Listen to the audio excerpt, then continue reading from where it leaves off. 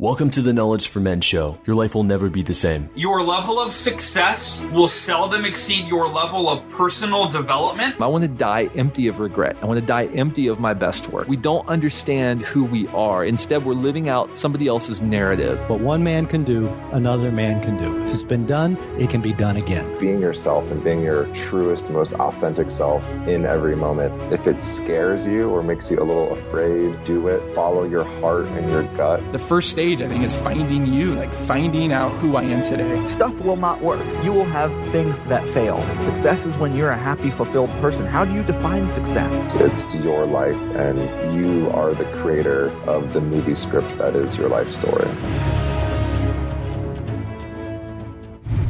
Hey, if you wanted to ask me any questions about Knowledge for Men or any challenges you currently have and want me to help you break through, then check out my live weekly talks at kfmlive.com, where I share my biggest lessons learned about being the most powerful version of yourself and interact with the Knowledge for Men community live. To attend the next live event, go to kfmlive.com. Again, that's kfmlive.com. Hope to see you there and have a conversation with you.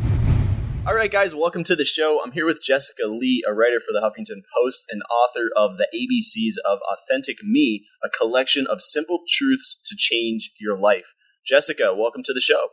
Thanks, Andrew. All right. Excited to be here.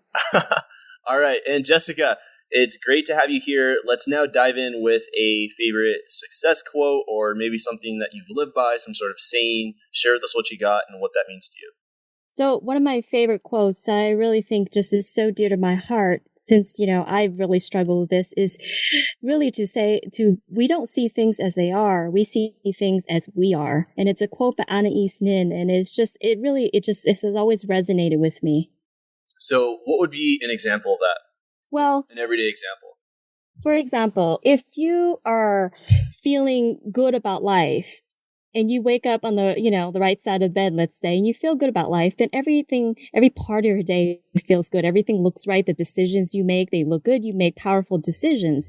But if you're, angry about life, even though really it's more of how you view life than so much the event that has occurred, then that's going to change everything as far as how you see things.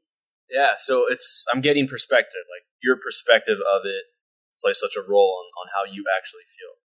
Absolutely. Absolutely. Yes. Yes. So if someone got fired, let's say fired from a job, or let's say even maybe very realistic for many people is they had some sort of quarterly review at work and it went horrible. How could they use this to help them and benefit from that? Well, they could take a step back and see, take an assessment of what could we improve in? What can we learn from this? How do we look at these charts, or how is it something that requires more interaction with our customers? Does it require perhaps a better product? So it really allows you to take a step back and take a closer look, or perhaps even a deeper dive into the situation, or if it's something with you internally, then take a look at yourself. What's really at the heart and the root of things. I like that. And how does this relate with being authentic? When we're talking about going into your book here, which I really enjoy here, the ABCs of Authentic Me, a collection of simple truths to change your life, how does that perspective relate to being truly authentic? So how it relates is because a lot of times we do things for a number of reasons. A, to basically be likable to people, to please people, or to feel accepted by others. And so a lot of times we do things kind of perhaps in contrast what we want to do to feel the sense of belonging or the sense of approval from others. And we suppress who we are at our very nature because we don't want to not feel liked or feel loved or feel special. And so we succumb to the daily choices that really make us feel like that really caters to a sense of not really who we are, not being authentic, but really to, basically satisfy a sense of belonging. Yeah, this brings up to me, and for many men who've listened to the show for many episodes, the whole nice guy, where, like you said, words like likable. You want to please others. You want to be accepted by others. Sounds to me very much of some of the symptoms of a nice guy. Why do we do this to ourselves? Because it would just on paper make sense. Hey, just be yourself and people will like you for who you are. It's so easy to read and just hear that. But why do we, there's this barrier, there's this wall that prevents us from really sharing what's on our mind, our thoughts, our words, our actions, just they're not in alignment. Why are we scared to do this? I think personally for me, it's because we don't want to feel alone. It's hard being alone, and it's hard to make decisions where you feel like you're on your own and you constantly feel like it may not be something that be well received by the other person. And I think a lot of times in terms of dating, for example, do you know when couples go on their first date or their second date, everybody's putting on this facade. Right. Because Absolutely. they're trying to project what the other person may or may not like about them. Right. And so the nice guy is going to continue to play the nice guy because that's what he thinks he's supposed to do. And the girl is going to play, very girly and just, smiley and stuff like that, even though perhaps at the core of them, they're deeply wounded and they're upset, they're hurt, they're frustrated. But we're not going to demonstrate that because the other person is going to judge that very quickly. And so over time, you come to get to see those things. And because it was working in the beginning, you start to sustain that. Because then you think if you don't, the other person is going to basically leave you. We kind of paint an image of who we are. And then if they like that image, we have to live up to that image. But that image might not be who we are. And it kind of makes me think, like, is that the reason why someone is alone? Because they're trying to be liked because they are inauthentic? No, I think a lot of times in society, a lot of people are not whole. And so they come from a place of really demonstrating the fear of truly being who they are so that they could feel liked. And it perpetuates. So when two unhealthy people come together, they're going to keep that facade up. So truly being authentic is knowing who you are and really accepting it, who you are, all the good, the bad, the ugly, the extraordinary, and the ordinary, as I say, and really knowing and feeling confident within your own skin that the other person will like you for all those reasons as well. And it's a very, very hard thing to do because we want to feel accepted. We want to feel like we belong. And what does it feel like for you as a woman when you are in the presence of, let's say, a man who is, are you single? Are you dating? Are you in a relationship? I'm currently in a relationship. Okay. So, yeah. Okay. So what is it like for you? Let's say, well, if you can think back to your dating days, if when you are in the presence of a man who is that nice guy persona, where he is putting on that facade, where it's obvious that he's doing that, he is being very likable, he's trying to please you, he wants your acceptance, but he's a nice guy. Like there's nothing, he has a good job, things like that. What is it like for you? How does that feel? And are you drawn to this man? Those kind of things. I think it depends. If he was that person and it was the vast majority of who he was, then that's great. And there's so many other factors, but I'll give you from a woman's perspective as far as not being authentic. All right, here we go. Yeah. So for me, a whole big chunk of my dating history, and I've dated a lot. So it's been a very, very painful experience for me. Okay. And so what happens with me is I desperately wanted to be in a relationship. So for me, unconsciously, very subconsciously, became this girl that I thought he might like. Meaning, if he was busy, I would be like, you know what, I'm tired, but I'm going to go see him. Even though I didn't really want to. I wanted him to come see me. But I kept making those decisions over and over and over. And to the point he's like, well, I don't need to work. And so therefore, over time, either, the relationship fizzled out or he wasn't really interested to begin with. And I didn't allow him to demonstrate if he was really in the relationship to have a relationship. Because a lot of times people say they want a relationship. But when push comes to shove, they don't really want a relationship because relationships do take work. What do you think that they want? Should I say it? Absolutely. I mean, yeah, this is a men's show, so anything goes here. I think they want companionship at times. They want the newness of things, because that's very exciting initially, the newness of things. And they want to feel a warm body. And for whatever duration that satisfies them. I like the way you put that, a warm body. it's very conservative. Okay, PG-13. She wants a hug. Okay, yeah. Men are yearning for hugs. I know. But no, Go ahead. I mean, I like where you're going here. And so ultimately, though, I really suppress who I am. Instead of saying, I would really love for you to come see me.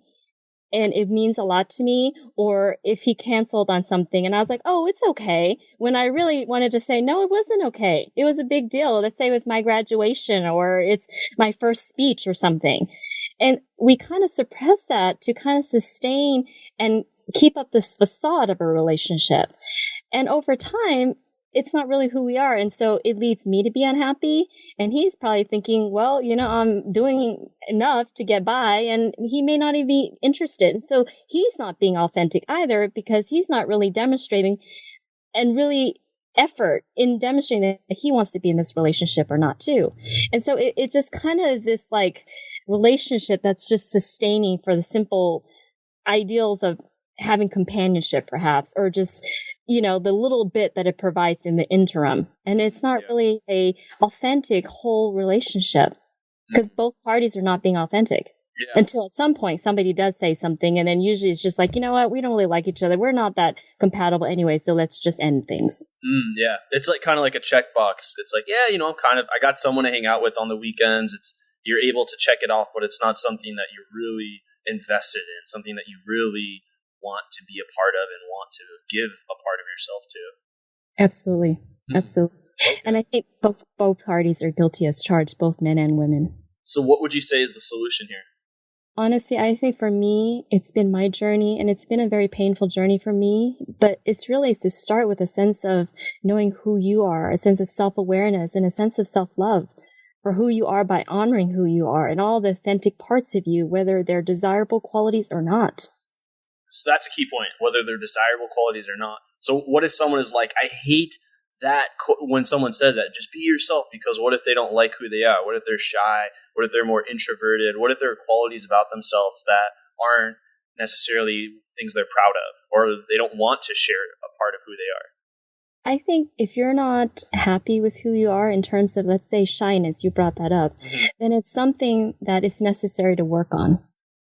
That's not to say be who you are without any notion of trying to improve, trying to be more social, if that's what you want.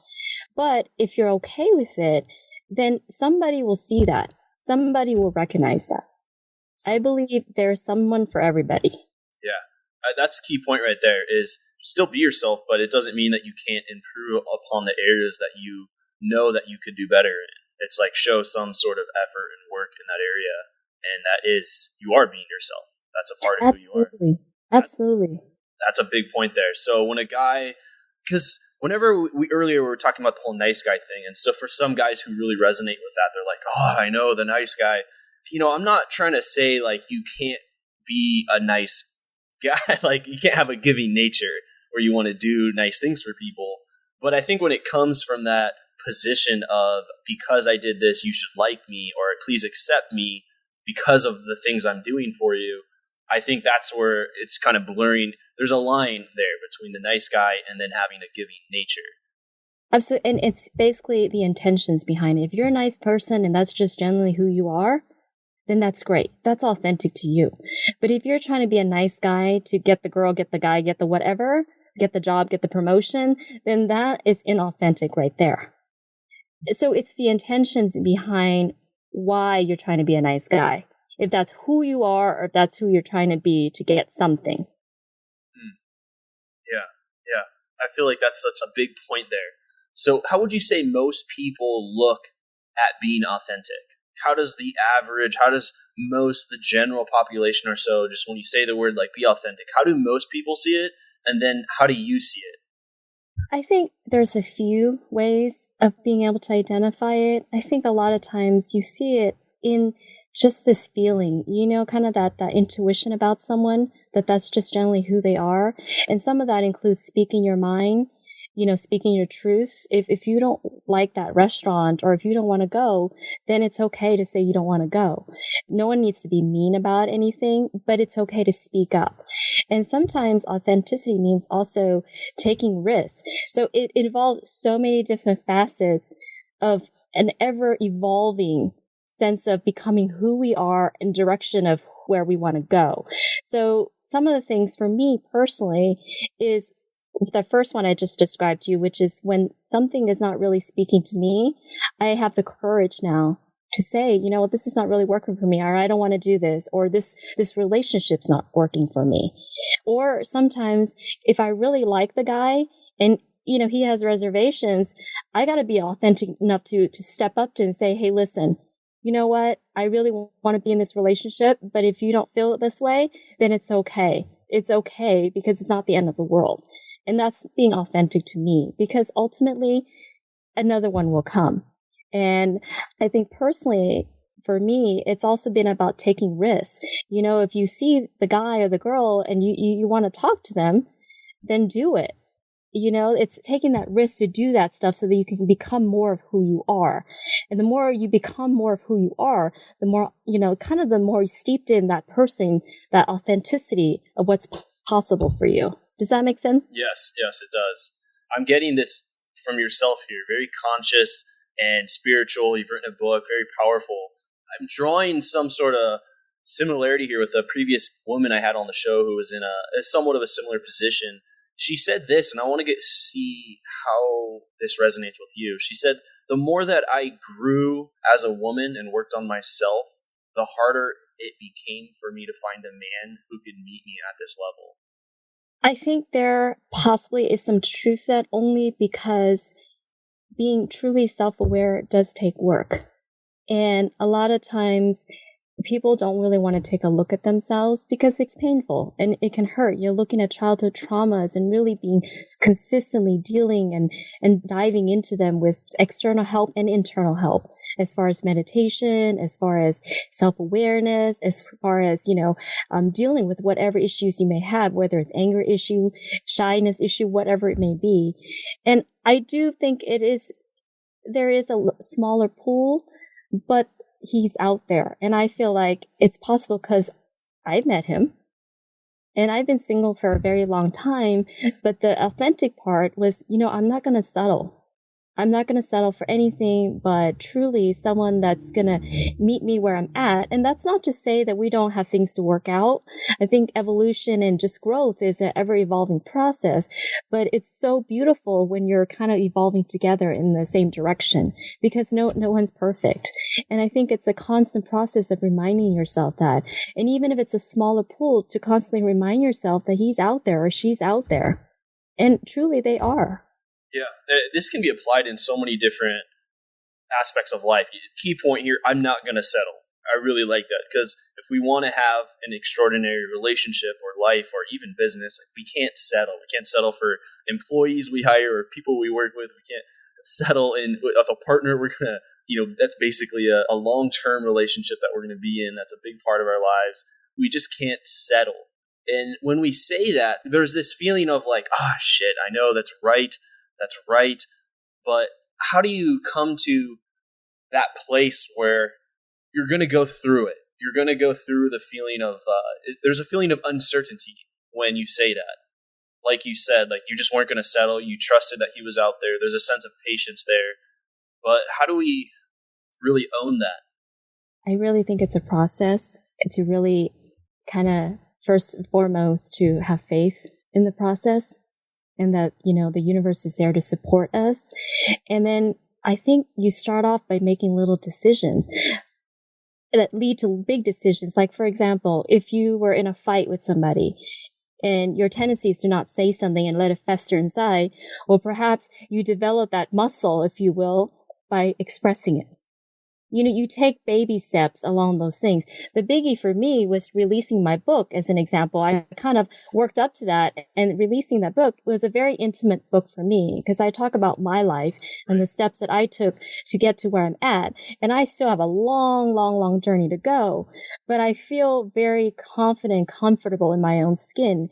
And releasing that book was a very uncertain and scary endeavor for me. And I remember Brene Brown talking about vulnerability and stepping into the stage, if you will, and stepping into the arena. Yeah. And I sat with that and I was like, oh my God, you know, I need to step into the arena and I got to practice what I preach, because I'm writing about this stuff and I'm teaching about this stuff, and there's no turning back for me. I got to do it. And so even when you're quote unquote writing about and speaking about it and, you know, teaching it, every time you gotta step into it as well. And so to your point, I really just think it takes practice and to keep going at it in every capacity, whether it's asking for the promotion or asking the girl or the guy out, or, writing a video or a blog post that's really vulnerable for you and just putting it out there.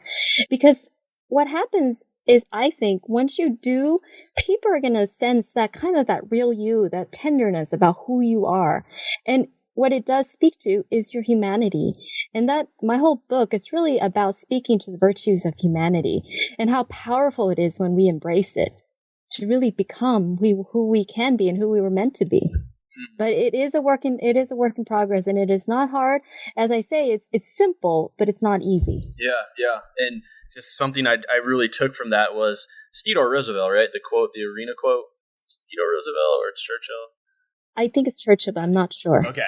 Just that quote there, just getting in the arena. And it's so easy to be in the spectator stance and judge other people's work, but to actually step into that arena and do the thing that you want to do. So whether that's writing a book or, creating something, doing something that really speaks to you, you talk about it in your book with the R, the risk, and being able to take that risk. And it's like, it's a part of being authentic because it's doing what you need to do. And you're almost naked kind of, because you're out there creating something, and like you published a book and now anyone can read it and write a review and criticize you. But it's about, that's that naked part, being vulnerable by putting your work out there. But how did it feel when you hit the publish button?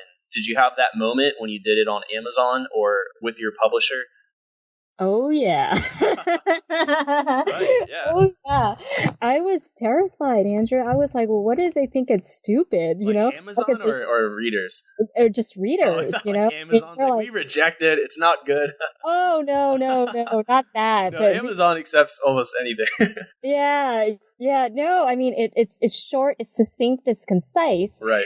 And what if they're like, for those more truly intellectual analytical, they're like, well, she doesn't go into details. She doesn't draw explanations or examples.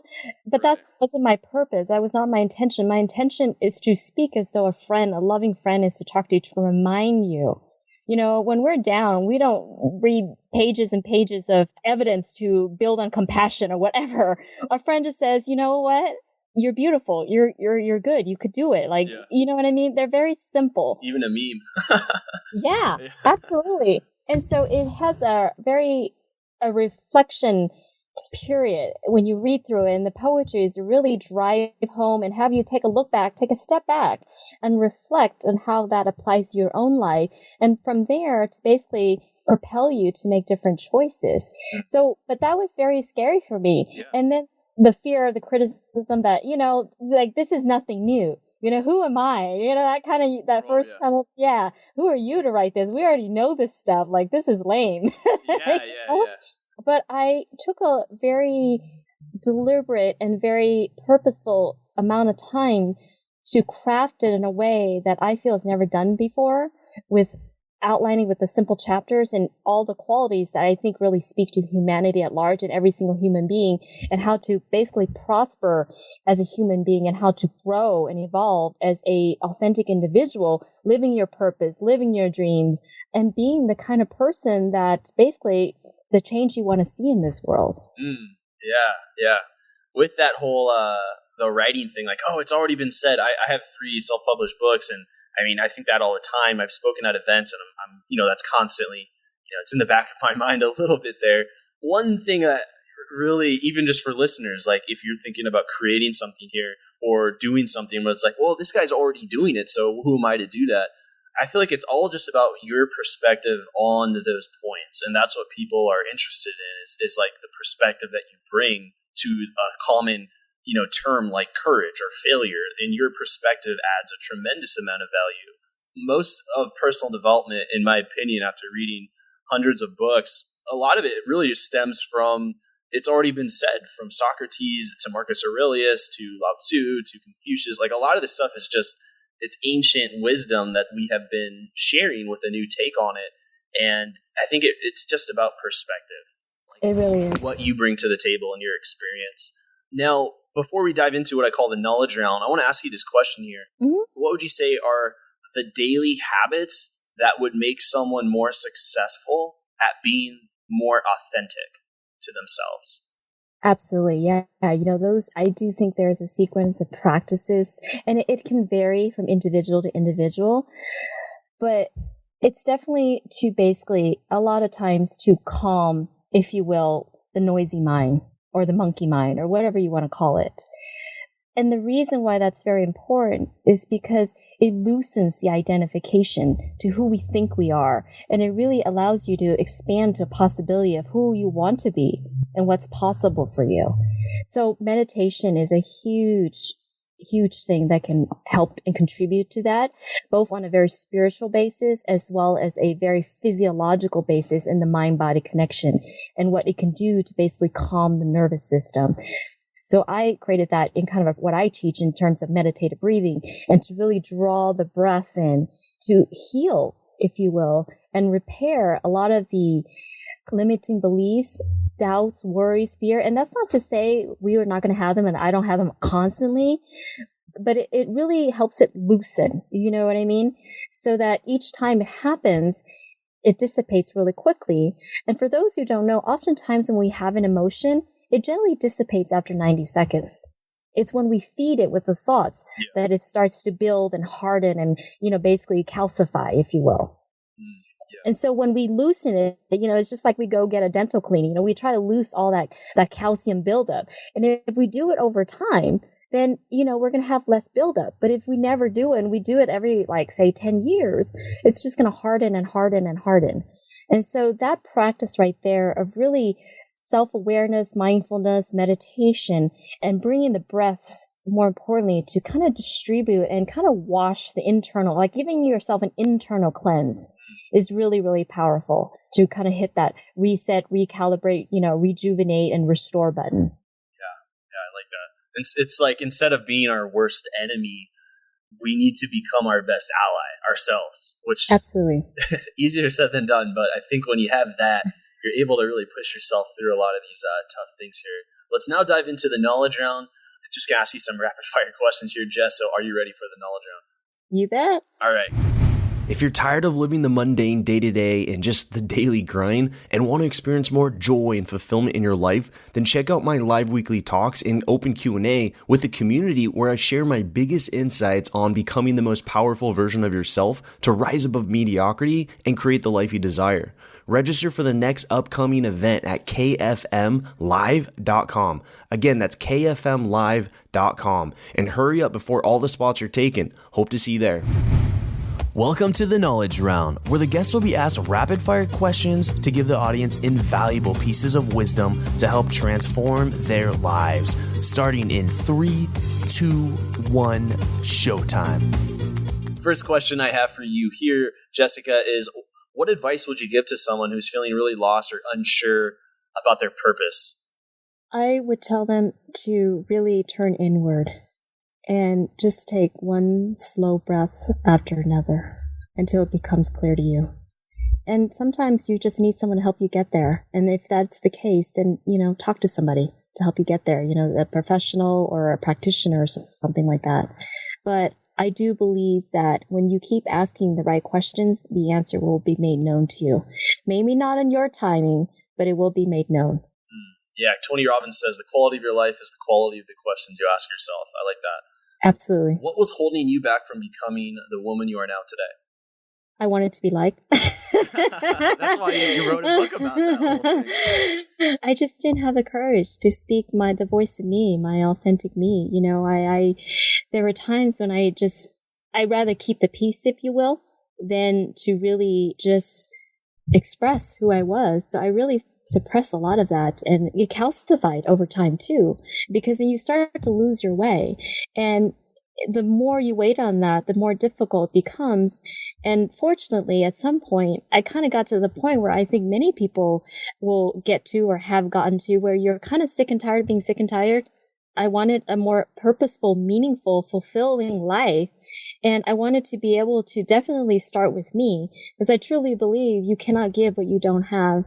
And it was imperative that I started with me. And I kind of started going down my own journey of healing and finding the tools and the skills and really being steeped in it and really being an embodiment of it. Because if you're not authentic about it and you're just regurgitating a script, people are going to know. And for me, that was very important. So basically, to answer your question, it was just so hard because I kept feeding it.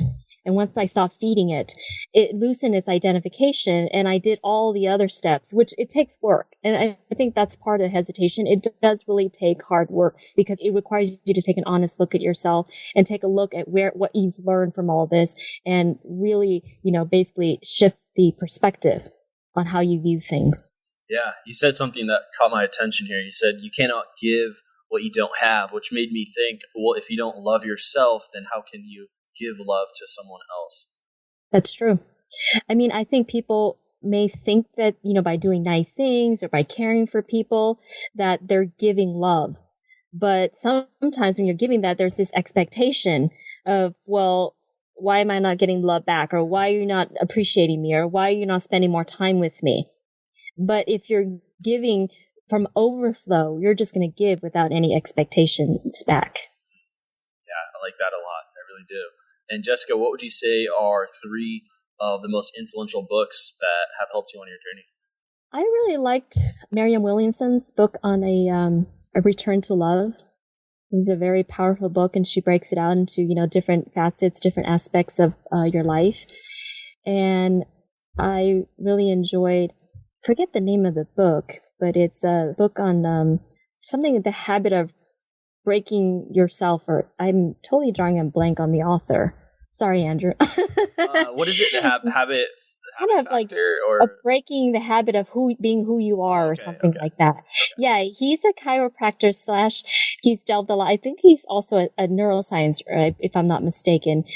But it's really, he dives into the kind of more physiological, neural type aspects of the brain and rewiring it and just the belief system and all that and the feedback loop. Is it Joe? Dr. Joe? Yes. Dispenza?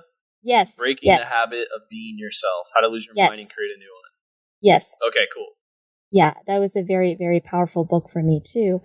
And I'm trying to think of another one that I generally like to pick up over and over just as a reminder. I really like Viktor Frankl, Man's Search for Meaning. Yeah, classic. It's just so powerful that it speaks to the human condition and what it's capable of. When you're really put to the test, and the mind is such a nebulous thing. It's so hard to define, but yet it's so powerful that it really can shift and drive what is deemed impossible to be possible. Yeah, I like that. That's great. And so now next one's more of a scenario for you here, Jessica. So imagine if you could see your 25-year-old self and you had 60 seconds to sit down and talk with her. What would you tell her to do? What would you tell her not to do?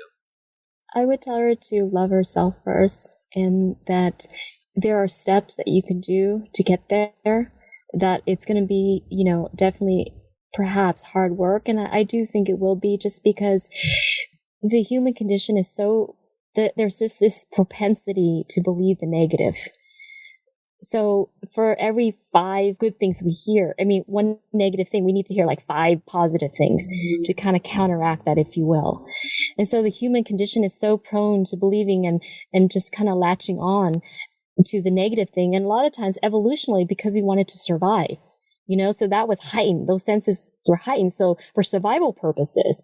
And I would tell her that you can do it. And that if you keep taking baby steps, that we all start somewhere and we all take baby steps. And so long as you have the courage to taking those steps and kind of believe in yourself, and perhaps, I don't want to say drown out the critics or the negative people, because I'm not one to advise people to don't be around, people that are your friends that are negative, but just perhaps practice not really listening to that and building your own self-esteem and confidence in who you are. And keep reinforcing that with every little decision you make, reinforcing it, then you could definitely accomplish a lot of things, and hopefully almost every single thing on your wish list, on your dreams, on us, giving you a sense of fulfillment. Yeah, I like that. Really good. And what would you say is the first thing for the audience to do once we end here? Like, what would you like them to do? Some sort of activity or exercise, or even just a question to ask themselves? I think the first thing is we are a very stressed society, right? Absolutely. And the stress sometimes that we're not even aware of is just environmental stress. It's in the air we breathe, the foods we eat. So it comes and hits us from so much, every which direction. And I think it's imperative now more than ever to really take a step back and just breathe and give yourself that calm and that peace. And as I always say in my class, peace and calm is always but a gentle breath away. And building that kind of that mindfulness and giving yourself that breath, which really is the essence of all of life, and remembering that without breath, there's nothing else. You know what I mean? Life would cease to exist, truly. It's a very powerful awareness, and kind of bridging that with the actual experiential feeling of stopping and giving your body that breath is probably the first thing I would ask them to do. And then from there, go out and do whatever it is, take all the steps, seek the help, take the baby step, whatever it is you need to do to kind of build upon that. But I think the first thing, especially with us overworked Americans, being our busy lives and, trying to be more and do more. And I think you can be all those things, but it's necessary to, provide yourself with the proper nutrients. And I think that one nutrient that really speaks to both the mind, body, and the soul is our breath. Do you recommend like yoga, or do you have some sort of practice that you do for breathing? I recommend whatever speaks to you in a way, but personally, I would say some sort of like breath work or a meditation class where you're more mindful of just your breathing. Yoga practices are fabulous as well, but I do think you're kind of combining with the asanas, the stretches and stuff like that. So potentially it could deter from that experience. So I'm just saying, and you don't even need to get like a practitioner per se. You can just sit down, when you're feeling stressed or when you're just aware that, there's something going on, there's emotion that's about to fire or something, and just stop and just take a deep breath. And that's it. And if you do that each and every time, it's going to chisel away at all that calcification that's been built up. And over time, if you keep giving yourself that practice, then I think it can do wonders. And, from there, you can seek other teachers or practitioner if need be. But I think immediately, at least, just stop and breathe. That's Jessica. That's your next book. Just breathe. Well, I do have a chapter on breath, in the book as well. And I do have all of the writings around in my place here, which is Just Breathe. But I don't think we're aware just how powerful that can be. Yeah, I like that. That's great. And so now that's going to conclude the knowledge round there. Fantastic knowledge just shared from you. What's exciting you today? What's getting you out of bed in the morning? Everything. I really want to see where I can go with basically giving humanity back to people with just so much of the internal stress and all the turmoils of, terrorism and problems. You know what I mean? There's so much chaos, and I want to play my part and contribute to basically healing a global society in the way, because I do believe if there's no personal peace, internal peace, then there can be no global peace. And I don't know. I'm hoping to just keep building, whether it's, speaking more books, getting the message out and teaching, whatever I can do to really give those qualities of humanity back to us, because they're truly timeless. Jessica, I love the work you're doing and so proud of the book that's come out. And for all the listeners, simply just type in ABCs of Authentic Me on Amazon. It pops right up. You can follow up with Jessica. For me, you could spell out her URL, Jessica Lee, ly.me, or simply just Google it and it pops right up. Her book, all this stuff, and really cool articles on Huffington Post she's written. Jessica, thanks again for coming on the show and sharing your wisdom and advice and being vulnerable here on the show. Thank you, Andrew. I appreciate it. Thank you for listening to the Knowledge for Men podcast. Hundreds of interviews and millions of downloads later, we're continuing to build an international movement, and we're just getting started. So if you enjoyed this episode, go ahead and leave a helpful review in iTunes, because it really helps the podcast grow so we can impact even more men in the world who need this. Guys, this is all about living with purpose, where every day you only do things that matter to you. You wake up, live with purpose, and take massive action towards the life you want. And always remember, love the life you have while creating the life of your dreams. go to kfmfree.com to get a surprise bonus I've made for my listeners. Again, that's kfmfree.com for something that's changed my life, and I'm offering it to you for free. Also, check out my Amazon best-selling books that I've written for you to help you crush life at kfmauthor.com. Again, that's kfmauthor.com to see all the books I've created to help you break through in life. This is your host, Andrew Farabee, founder of knowledgeformen.com, and I'll see you in the next episode.